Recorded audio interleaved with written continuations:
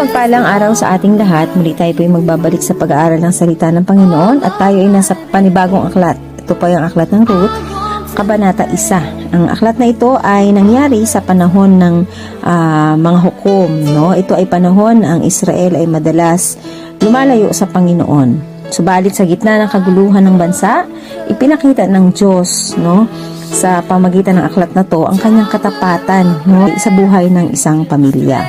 Subalit bago po tayo magpatuloy, tayo po muna dumulog sa isang panalangin. Ama naming Diyos, na makapangyarihan sa lahat, muli kami lumalapit, nagpapakumbaba, Panginoon. Dalangin namin, Panginoon, ang karunungan na nagbubuhat sa iyo, upang mahigit naming maunawaan ang iyong mga salita, Lord. Hinisin niyo po ang aming puso, ang aming kaisipan upang maging karapat-dapat kami sa iyong harapan. Lord, dalangin ko po na ikaw ang patuloy na mapapurihan sa espiritu at katotohanan. Dalangin ko, Lord, na kayo, Panginoon, ang siyang manguna at kayo ang maluwalhati. Sa pangalan ni Jesus, Amen.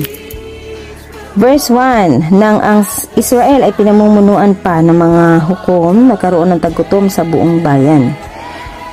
Kaya't ang mag-asawang Elimelech at Naomi ng mga taga Bethlehem, Judah ay pansamantala munang nanirahan sa Moab at Kilion. Ang pamilyang ito ay mula sa angkan ng Efrata. Namatay sa Moab si Elimelech at naiwang biyuda si Naomi. Ang dalawa nilang anak ay nakapangasawa naman ng mga Moabita, sina Orpa at Ruth. Ngunit pagkalipas ng mga 10 taon, namatay rin sina Malon at Kilion, kaya't si Naomi ay naulila sa asawa at mga anak. So dito makikita natin sila ay galing, ang pamilyang ito ay galing sa Bethlehem. Ang Bethlehem po, ang ibig sabihin ay house of bread or bahay ng tinapay, no? Bahay ng tinapay.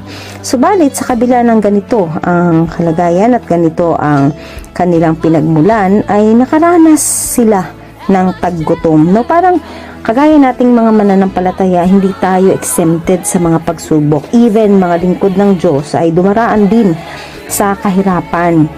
Ngunit hindi ibig sabihin noon ay iniwan tayo ng Panginoon. Dito nga nakita din natin na namatay ang asawa ni Noemi na si Elimelech. At pagkatapos ng 10 taon, no, ang kanyang mga anak na lalaki ay sumunod din na namatay. So naiwan si Naomi, ang kanyang mga manugang na si Ruth at Orpa na mga taga Moab. Ayan. May mga pagkakaraon talaga sa buhay natin na bakit pa parang sunod-sunod yung problema. Kagaya din ni Naomi na wala yung asawa niya, tapos sumunod yung kanyang mga anak, no? Pero ganun pa man, no? Alam natin na sa gitna ng pagkawala ay mayroong plano ang Diyos, no, sa lahat, sa ating buhay at sa lahat ng mga pangyayari. So verse 6, sabi dito, nabalitaan ni Naomi na ang kanyang bayan ay pinagkalooban ng Diyos ng masaganang ani, kaya't humanda sila ng kanyang mga manugang na umalis sa Moab. Naglakbay nga silang pabalik sa Judah, ngunit sa daay sinabi ni Naomi sa kanyang 2 manugang, umuwi na kayo sa dati ninyong tahanan at manirahan sa inyong mga nanay. Kung paanong naging mabuti kayo sa mga yumao at sa akin, naway maging mabuti rin sa inyo si Yahweh. Itulot nawa ni Yahweh na kayo'y makapag-asawang muli at magkaroon ng panibagong pamilya. At sila hinagkan ni Naomi bilang pamamaalam. Ngunit napaiyak ang mga manugang at sinabi sa kanya, hindi namin kayo iiwan. Sasama kami sa inyong bayan. Sumagot si Naomi, mga anak, huwag na kayong sumama sa akin. Bumalik na kayo sa inyong mga magulang. Hindi na ako magkakaanak pa upang inyong mapangasawa. Umuwi na kayo, matanda na ako para mag-asawang muli. Kahit na umasa akong makapag-asawang muli o kahit pa ngayong gabi ako mag-asawa at magkaanak, mahihintay ba ninyo silang lumaki? Alam ninyong ito'y hindi mangyayari, kaya mag-asawa na kayo ng iba. Pinabayaan ako ni Yahweh at hindi ko na nais madamay kayo sa aking kasawian. Pagkasabi nito'y lalo silang nag-iyakan at hinagkan ni Orpa ang kanyang biyanan at nagpaalam na, ngunit nagpaiwan si Ruth. Ayan, makikita natin dito, no, na binigyan ng kalayaan ni Naomi ang kanyang mga manugang na bumalik sa kanilang tahanan. Ano po? Kasi dahil nga dito, makikita natin na babalik siya sa kanyang bayan, yun yung kanyang bayang Bethlehem, no? Bayang Israel, bayan ng Juda, kung saan nabalitaan nga niya na muling pinagpapala ng Panginoon. At sa kabila no, nakita natin dito na binigyan niya ng kalayaan yung kanyang mga manugang, at si Orpha ay bumalik sa kanyang pamilya, dating pamilya, samantalang si Ruth naman po ay nanatili. Ang tunay na katapatan ay nasusubok sa panahon ng paghihirap. Ano po, makikita talaga natin yung taong mga tunay na tapat sa atin kung mananatili sila sa atin sa panahon na tayo po ay nasa kagipitan or nasa kawalan. Verse 15, sinabi ni Naomi kay Ruth, ang bilas mo ay nagbalik na sa kanyang bayan at sa kanyang mga Diyos. Umuwi ka na rin. Sumagot si Ruth, huwag po ninyong hilinging iwanan ko kayo. Hayaan na ninyo akong sumama sa inyo. Saan man kayo pumunta, doon ako pupunta. Kung saan kayo tumira, doon din ako titira. Ang inyong bayan ang magiging aking bayan at ang inyong Diyos ang magiging aking Diyos. Kung saan kayo mamatay, doon ako mamamatay. At doon din ako malilibing. Parusahan sana ako ni Yahweh ng pinakamabigat na parusa kung papayagan kong magkalayo tayo maliban na lamang kung paghiwalayin tayo ng kamatayan. Nang matiyak ni Naomi na hindi talaga magbabago ang isip ni Ruth na sumama sa kanya, hindi na siya tumutol. Isang napakatinding pahayag no, ni Ruth dito. Sabi niya, kung saan ka pupunta, ay pupunta ako. Kung saan ka titira, ay titira ako. Ang iyong bayan ang magiging bayan or aking bayan, at ang iyong Diyos ang magiging aking Diyos, no? Napakalalim po nitong sinabi dito ni Ruth, no? Iniwan ni Ruth ang kanyang bansa, no? Kasi gusto niya kung nasaan si Naomi, nandun siya. So ibig sabihin iniwan niya yung kanyang bansa. Dito makikita rin natin na iniwan niya ang kanyang Diyos, kasi ang sabi niya dito, ang iyong Diyos ang magiging aking Diyos, no? Pinili niyang sumunod sa Diyos ng Israel. Ito ay larawan ng tunay na pananampalataya at commitment sa Panginoon. Ano po, na kaya mong iwanan lahat, ang lugar, ang mga tao na related sa iyo para sa Panginoon.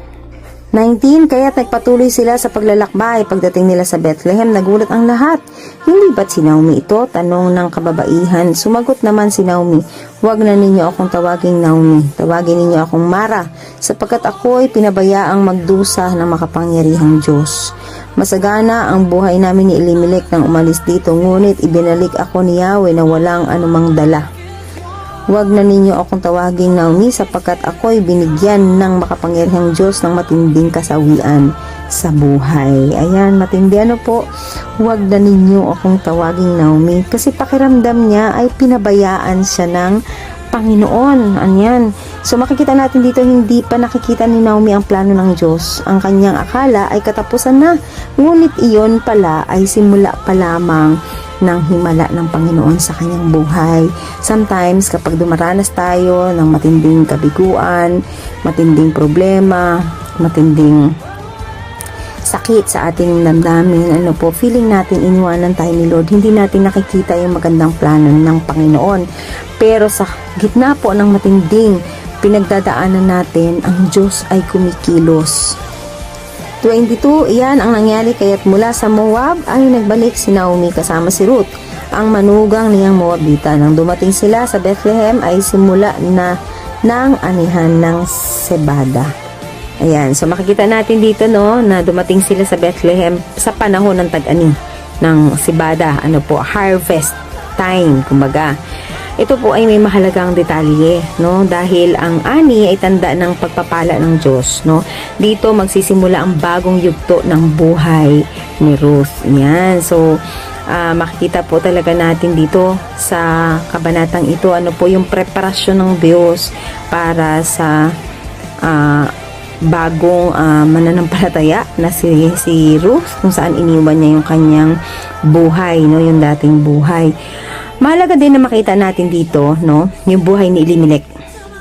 Yung pag-alis po ni Elimelech sa Bethlehem ay maaaring espiritual na pagkakamali. Kasi ang Bethlehem ay lugar na pangako ng Diyos sa Israel, no? Ngunit iniwan ito ni Elimelech at lumipat sa Moab. Ang Moab ay kaaway ng Israel sa kasaysayan ng aklat ng mga hukom. Ano po? Minsan, kapag may krisis sa buhay ng tao, gumagawa tayo ng desisyon na hindi hinihingi ang kalooban ng Diyos, no?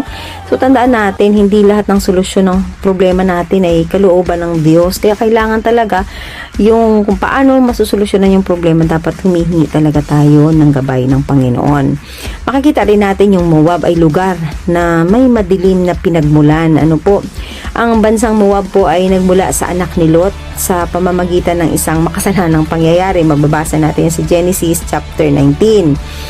Ang lupain na kanilang nilipatan ay hindi espiritual na ligtas, no?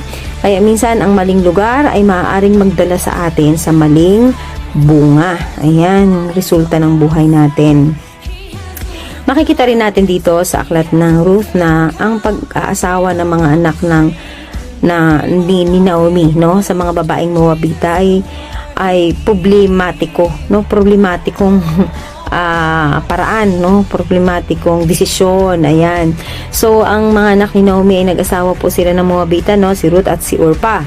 Sa kautusan kasi ng Israel, hindi ito ipinapayo, hindi ito pinapayagan dahil maaaring ito ang maglayo sa kanilang puso sa Panginoon. Pero dito makikita natin yung kamangha-manghang biyaya ng Panginoon, no? Kahit sa gitna ng maling sitwasyon, kaya pa rin gumawa ng Panginoon ng plano at solusyon. Yon.